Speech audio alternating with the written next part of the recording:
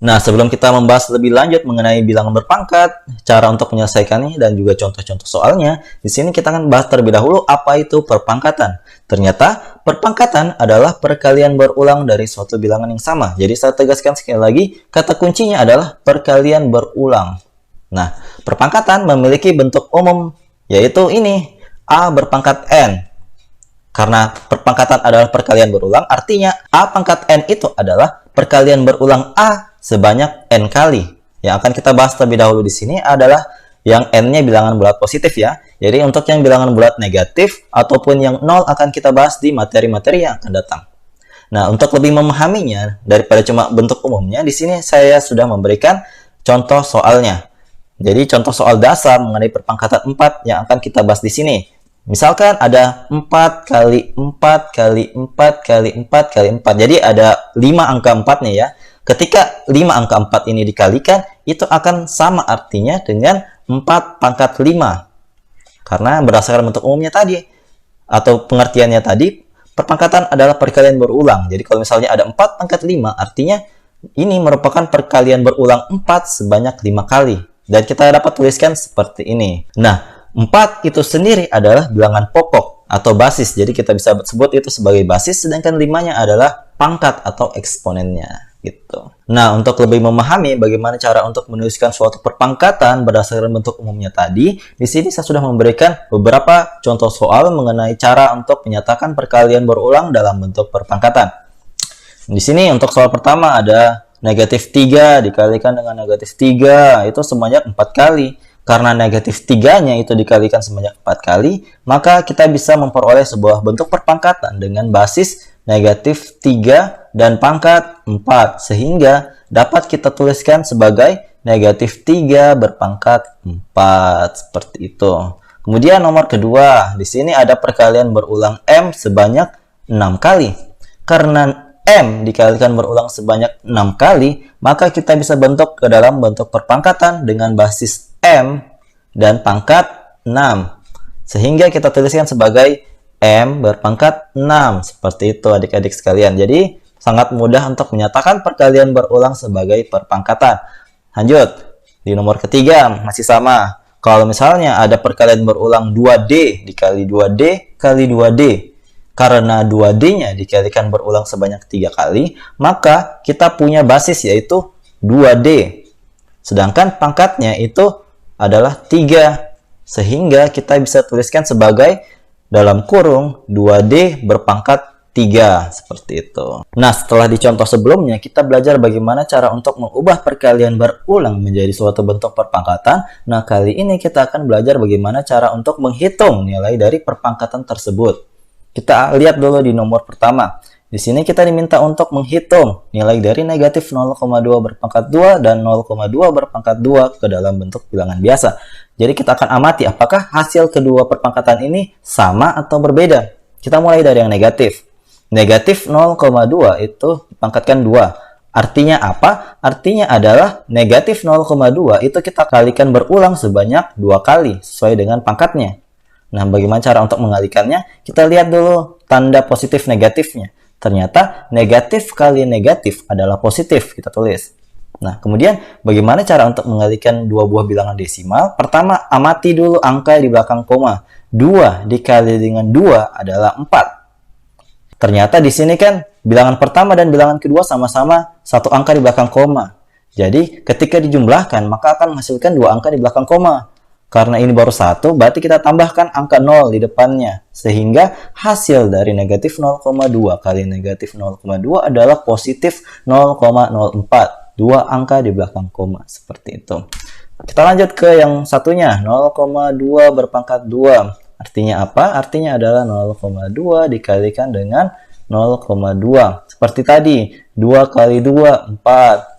1 di belakang koma kali 1 di belakang koma. Berarti 2 angka di belakang koma. Tambahkan 0. Sini taruh koma. Dan hasilnya adalah positif 0,04. Ternyata kedua hasilnya ini memiliki nilai yang sama. Kita lihat lagi nomor yang kedua. Apakah ketika negatif 0,3 berpangkat 3 dan 0,3 berpangkat 3 akan menghasilkan hasil yang sama seperti yang contoh nomor 1 atau tidak? Kita mulai dari yang negatif. Negatif 0,3 berpangkat 3 artinya adalah perkalian berulang negatif 0,3 sebanyak 3 kali. Kali negatif 0,3. Nah, seperti tadi, cara untuk menghitungnya adalah lihat dulu tanda positif negatifnya. Negatif kali negatif adalah positif. Positif dikalikan negatif adalah negatif. Berarti hasil akhirnya dalam bentuk negatif. Kemudian, amati angka di belakang koma. 3 kali 3 adalah 9. 9 kali 3 adalah 27. Berarti catat dulu, 27. Kemudian, ini satu angka di belakang koma kali satu angka di belakang koma kali satu angka di belakang koma. Berarti 1 tambah 1 tambah 1 adalah 3. Jadi harusnya di sini ada 3 angka di belakang koma. Tetapi di sini baru ada 2 angka di belakang koma. Berarti kita tambahkan lagi angka 0 di depannya, kemudian taruh koma, dan selesai.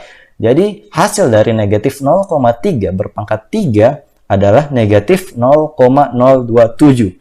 Jadi saya kasih tahu bagaimana cara untuk mengucapkan sebuah bilangan desimal. Caranya itu tidak boleh diucapkan sebagai angka biasa seperti negatif 0,027. Salah. Jadi cara yang membaca yang benar adalah kita baca satu persatu, angka demi angka, bilangan-bilangan yang ada di belakang koma. Jadi cara bacanya yang benar adalah negatif 0,027. Seperti itu. Jadi kita lanjut ke yang satunya. 0,3 berpangkat 3 adalah 0,3 dikalikan berulang sebanyak 3 kali. Kemudian kita kalikan seperti biasa. Lihat, amati tanda positif negatifnya. Positif, positif, positif. Karena positif semua berarti otomatis hasilnya dalam bentuk positif. Nah, untuk perkalian desimalnya sama kayak tadi. 3 kali 3 kali 3, 27. Kemudian ada 1 di belakang koma, 1 di belakang koma, 1 di belakang koma. Berarti ada 3 di belakang koma. Tambahkan angka 0. Kita taruh koma dan selesai. Ternyata 0,3 berpangkat 3 hasilnya adalah positif 0,027. Ternyata di antara negatif 0,3 berpangkat 3 dan 0,3 berpangkat 3 memiliki hasil yang berbeda. Jadi kita dapat tarik kesimpulan dari dua contoh soal yang pertama ini adalah ketika sebuah bilangan negatif berpangkat genap, jadi angkanya itu genap pangkatnya, maka akan menghasilkan bilangan yang positif. Seperti ini yang tadi.